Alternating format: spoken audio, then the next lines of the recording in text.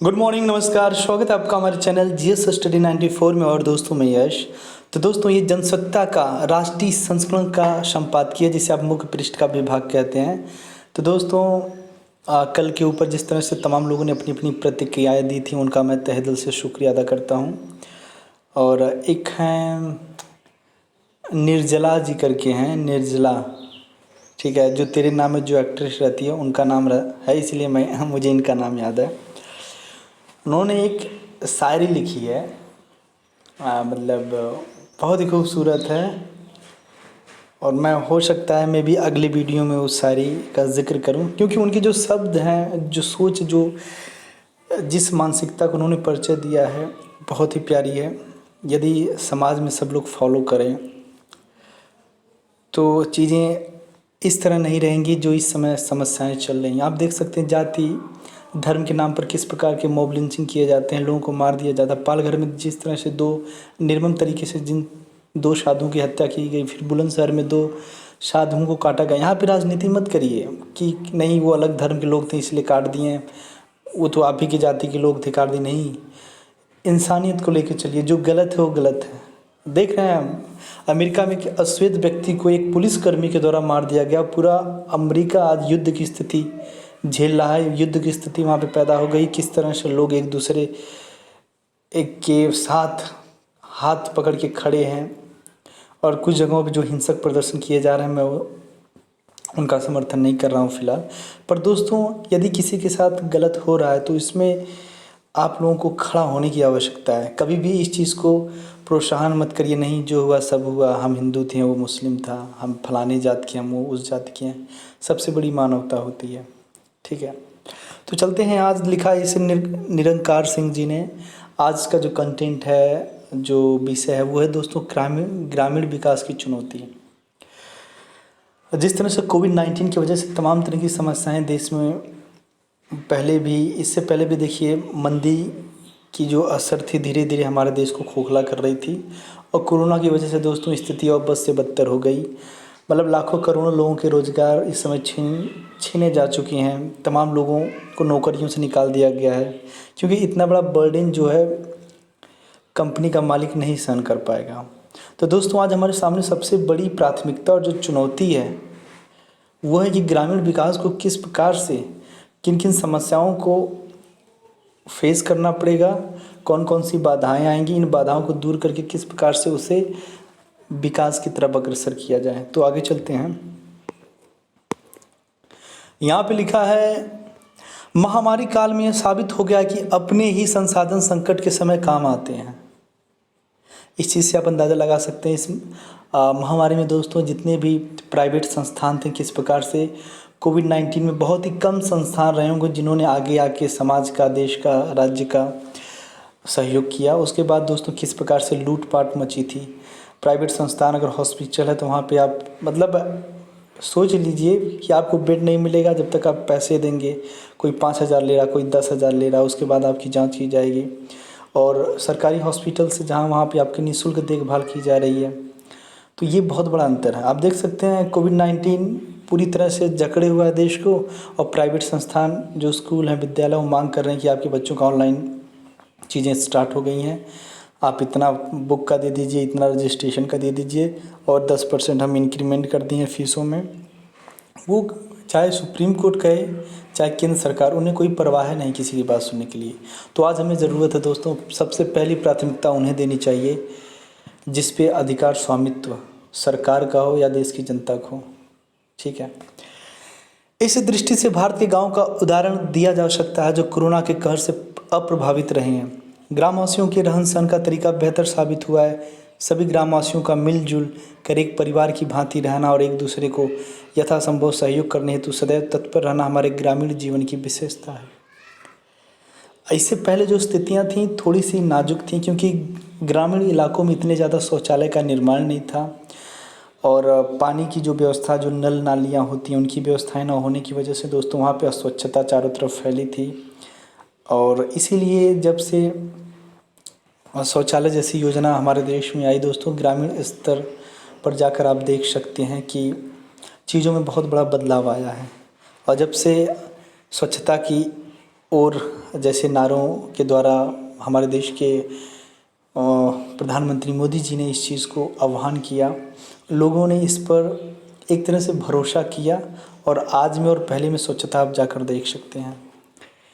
दरअसल शहरी ज़रूरतों का भी सारा सामान गांव से ही आता है, वह वहीं पैदा होता है, इसलिए एक बार फिर लोगों का ध्यान गांव की ओर गया है। प्राचीन काल से ही हमारे देश की अर्थव्यवस्था का प्रमुख आधार कृषि ही रहा है। कृषि पर हमारी निर्भरता के साथ ही तथ्य भी हमारे लिए अत्यंत महत्वपूर्ण है कि देश की 65% से भी अधिक जनसंख्या गाँव में ही निवास करती है। सोचिए, हमारे देश की 65% जनसंख्या गांव में निवास करती है। जितने शहर में लोग हैं उन्हें खाने पीने के लिए ज़रूरत की सारी चीज़ें गांव से शहर की तरफ जाती है, और अगर कहें शहरों से गांव की तरफ क्या आती है तो ज़्यादातर वो टेक्नोलॉजी होंगी, शिक्षा होंगे, इस तरह की चीज़ें हैं। पर दोस्तों, खान पीन और दैनिक जीवन में जो चीज़ें यूज़ होती हैं ज़्यादातर वो किसान ही प्रोड्यूस करता है। फिर उसी किसान के फसल के अनाज से बड़ी बड़ी कंपनियां चाउमीन बनाएंगी, नूडल्स बनाएंगी, तमाम तरह की चीज़ें बनाएंगी और उनसे ज़्यादा करोड़ों मुनाफा कमाती हैं। महात्मा गांधी ने जिस स्वराज की परिकल्पना की थी उसकी बुनियादी देश के लाखों गांव के विकास पर टिकी है। उनका दृढ़ विश्वास था कि जब तक भारत के लाखों गांव स्वतंत्र, शक्तिशाली और स्वावलंबी बनकर उसके संपूर्ण जीवन में पूरा भाग नहीं लेते, तब तक भारत का भविष्य उज्जवल नहीं हो सकता। देखिए किस तरह से महात्मा गांधी का जो देश के प्रति और ख़ासकर गांव के प्रति जो झुकाव था, जो उनकी सोच थी, क्या थी। जब तक आप देश के अंदर गांव को सशक्त मजबूत नहीं बनाएंगे तब तक असल में वो विकास नहीं माना जाएगा। इसमें कोई संदेह नहीं कि ग्राम स्वराज की यह पद्धति आरोग्य शासन व्यवस्था की बुनियाद थी। इस बारे में 1830 में अंग्रेज governor general sir Charles Metcalfe ने जो ब्यौरा अपने देश को भेजा था उसमें लिखा था, हमारा भारत के ग्राम समुदाय एक प्रकार के छोटे छोटे गणराज्य हैं जो अपने लिए आवश्यक सभी सामग्री की व्यवस्था कर लेते हैं और किसी प्रकार के बाहरी संपर्क से मुक्त हैं। लगता है कि इनके अधिकारों और प्रबंधों पर कभी कोई प्रभाव नहीं पड़ता। एक के बाद एक राजवंश आता है, क्रांतियों का क्रम चलता रहता है, किंतु ग्राम समुदाय उसी ढर्रे पर चलता जाता है। सोचिए, तमाम तरह के राजवंश आए, मुग़ल आए, अंग्रेज आए, ठीक है, फिर भी दोस्तों जो किसान था, जिस आजीविका के सहारे वो अपना गांव चला रहा था, अपना परिवार समाज चला रहा था, उस चीज़ को वो सदियों से परंपराएं उसके यहाँ चली आ रही थी, वो कर ही रहा था। उस पर बहुत ज़्यादा प्रभाव नहीं पड़ा कि इतना असहनीय कष्ट सहने के बाद भी आप देख सकते हैं कि मेहनत मजदूरी करे एक किसान, कितनी मेहनत करने के बाद वो फसलों का उत्पादन करता था। उसके बाद तमाम तरह के जो लोगों को अधिकार दिया गया था, जो लोग मालगुजारी करते थे, ठीक है, वो जाके कितना ज़्यादा ऋण लेते थे या फिर उपज का जो अनाज होता था उसका उपज का ज़्यादा से ज़्यादा तकरीबन 75% भाग दूसरे लोग ले लेते थे। इतना बड़ा शोषण उत्पीड़न करने के बाद भी किसान जो करता था, जो कारोबार था उसने वही किया। फिर भी यदि आज किसान की ये हालत है तो उस पर हमें थोड़ा सा विचार विमर्श करना चाहिए। आज आवश्यकता है, यदि देश को इस महामारी और इस रिसेशन जो मंदी की गर्त से बाहर निकालना चाहते हैं तो पहली प्राथमिकता है कि ज़्यादा से ज़्यादा खाद्यान्न उत्पादन करिए, सब्जियों का उत्पादन करिए और किसानों को इस तरह की योजनाएं दीजिए जिससे वो दीर्घकालिक उस पर किसी प्रकार का इस तरह का मार ना हो कि वो सक्षम ना हो कि वो फसल नहीं उत्पादन कर पाएगा। एक छोटे मोटे राज्य के ही रूप में है, अन्य किसी बात की अपेक्षाओं अनेक क्रांतियों के बावजूद भारतीय जन समाज को कायम रखने और जनजीवन को विशृंखल होने से बचाने में बड़ी भारी काम किया। साथ ही यह जनता को सुखी बनाए रखने, उसे स्वतंत्र स्थिति का उपभोग करने का बड़ा भारी साधन है। इसलिए मेरी इच्छा है कि गाँव की इस व्यवस्था में कभी उलट फेर न किया जाए। मैं उस प्रवृत्ति की बात सुनकर ही दहल जाता हूँ जो इनकी व्यवस्था भंग करने की सलाह देती है। प्रवृत्ति मेटकॉफ के इस खौफ के बावजूद ब्रिटिश सरकार स्वतंत्रता और आत्मनिर्भरता के इन केंद्रों को विनष्ट करने की निर्धारित नीति पर बराबर चलती रही। इन ग्राम गणतंत्रों को विनष्ट कर ब्रिटिश साम्राज्यवादी ने इस प्राचीन देश को सबसे अधिक क्षति पहुंचाई। यदि 80% भारतीयों को आश्रय देने वाले भारतीय गांव में प्रशासन का वह पुराना ओज आज भी कायम रहता तो सामुदायिक विकास और राष्ट्रीय पुनर्निर्माण कोई जटिल काम नहीं था।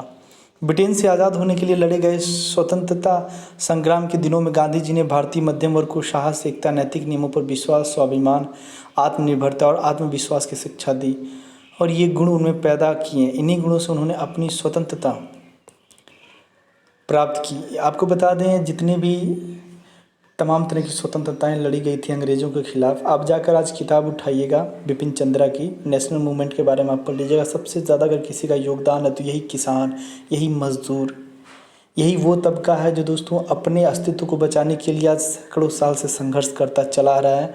फिर भी सरकारों ने किस तरह से इन्हें उपेक्षा का शिकार आज भी किया हुआ है। तो इन चीज़ों से इन्हें बचाने की आज आवश्यकता हमें आ गई। यदि इनका अस्तित्व खतरे में पड़ेगा तो पूरी दुनिया का जो अस्तित्व है वो खतरे में पड़ जाएगा।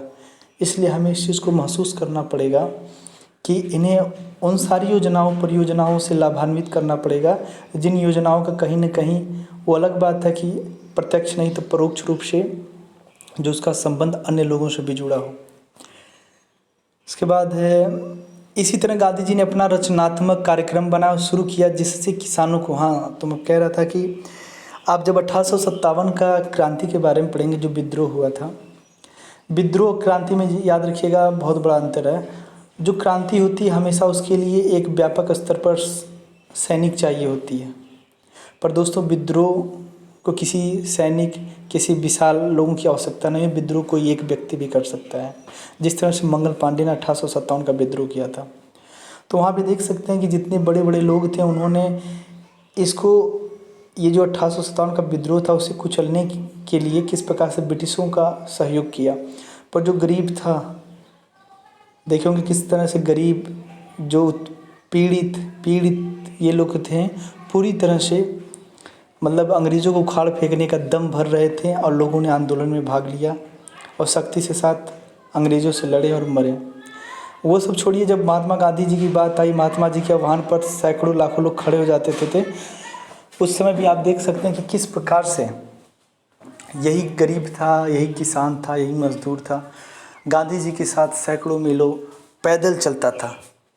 तो ये पावर है। यदि आप इनके संरक्षण, इनके अधिकारों के लिए लड़ेंगे तो मैं आपसे कहता हूँ, ये आपको जिस तरह से एक ईश्वर का दर्जा लोग देते हैं उसके भांति आपको ये दे देंगे। तो ये आपका, हमारा जो एक वो होना चाहिए, कह सकते हैं एक अधिक जिम्मेदारी होनी चाहिए, एक रिस्पॉन्सिबिलिटी होनी चाहिए कि इनके अधिकारों की यदि कोई निंदा करता है, हनन करता है तो हमें आगे आना चाहिए। क्या करें, अगल बगल में थोड़ा गांव में है ना, तो थोड़ी सी आवाज़ आती रहती है। महिलाएं हैं गांव की, बहुत तेज़ तर्राक चिल्लाने लगती, किसी और को बोलने लगती हैं। उसके बाद है, गांधी जी का लक्ष्य सारे हिंदुस्तानियों के लिए पूरी स्वतंत्रता और न्याय प्राप्त करना था। सोचिए एक ऐसा व्यक्ति जिसके फिजिकली आप देखे होंगे कितना कमज़ोर महात्मा गांधी जी थे, पर उनका जो संकल्प था वो बहुत बड़ा था। वो खुद के लिए नहीं जीते थे, वो अपने भारतीयों के लिए वो जीते थे। ठीक है, यहाँ थोड़ा सा कॉन्ट्रडिक्शन है। कुछ लोग कहते हैं कि इनका बहुत बड़ा योगदान नहीं है, तो मैं माफ़ी मांगता हूँ और ऐसे लोगों के ख़िलाफ़ मैं कुछ कहना चाहता हूँ।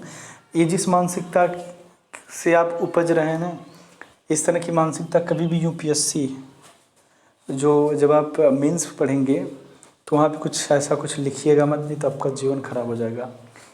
और एक चीज़ और, जिन लोगों ने आरओ का फॉर्म भरा था 2016 में, चाहे उन्होंने पेपर दिया हो चाहे न दिया हो, उनका फिर से एग्ज़ाम होने वाला है। ठीक है, तो एक बार आप लोग चेक कर लीजिएगा। ठीक है, लेकिन आज़ादी के बाद हमने गांधी जी के बताए मार्ग को दकियानूसी मानते हुए उसे तिलांजलि दे दी। परिणाम आज सामने है, गरीबी बढ़ती जा रही है। कम से कम 30% जनता आज भी गरीबी की रेखा के नीचे जी रही है। बेकारी भी बढ़ी है, शिक्षितों की बेकारी भी बढ़ी है, साथ साथ विषमता भी कम होने के बदले बढ़ ही रही है। इसलिए अब सबका ध्यान फिर से गांधी जी के विचारों की ओर जाने लगा है। मौजूदा वैश्विक महामारी संकट के बाद उच्च वर्ग के भी बहुत से विद्वान को ऐसा महसूस होने लगा है कि गांधी जी के दिखाए रास्ते को छोड़कर भारत ने बहुत बड़ी गलती की है। अब ये बताइए, यदि महात्मा गांधी जी को बहुत लोग कोट करते हैं, उनके विचारों को खूंटी पे टांगने की बात करते हैं, मतलब सिरे से खारिज करते हैं, अन्य शब्दों में अगर कहें, क्यों? क्योंकि उनका जो एक सोच था, जो उनकी आइडियोलॉजी थी, स्वच्छता बनाए रखें, वो सफाई की तरफ बहुत ध्यान देते थे, जो आज हमारे देश में मोदी जी कर रहे हैं। वो अहिंसा की बात करते थे। वो कहते थे आप विरोध प्रदर्शन करिए पर अहिंसात्मक होना चाहिए, उसमें किसी प्रकार का हिंसा नहीं होना चाहिए।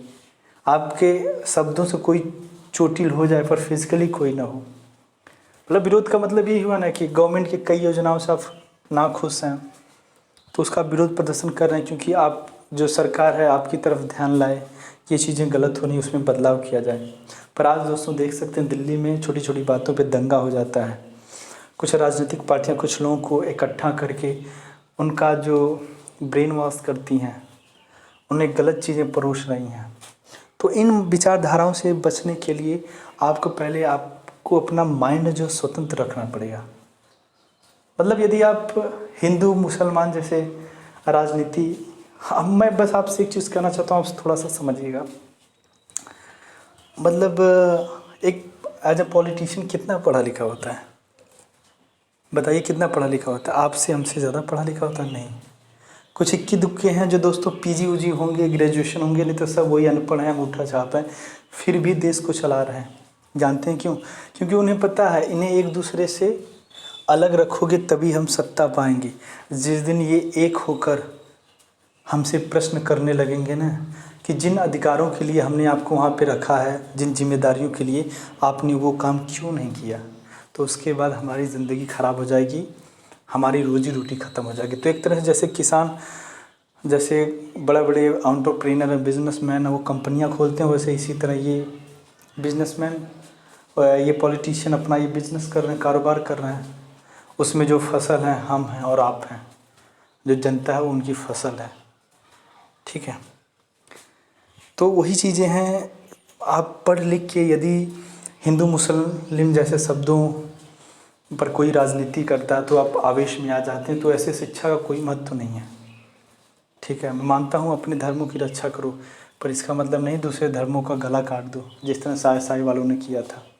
जो गलत है वो हमेशा गलत रहेगा, याद रखिएगा। जैसे कृषि विकास हमारी विकास योजना का मुख्य आधार बनना चाहिए, उसकी बुनियाद पर हो गृह उद्योगों और ग्राम उद्योगों को एक रूपरेखा गांव के विकास के लिए बनानी चाहिए। उसमें बिजली, परिवहन और बाजार आदि की सुविधाएं भी उपलब्ध कराई जाएं।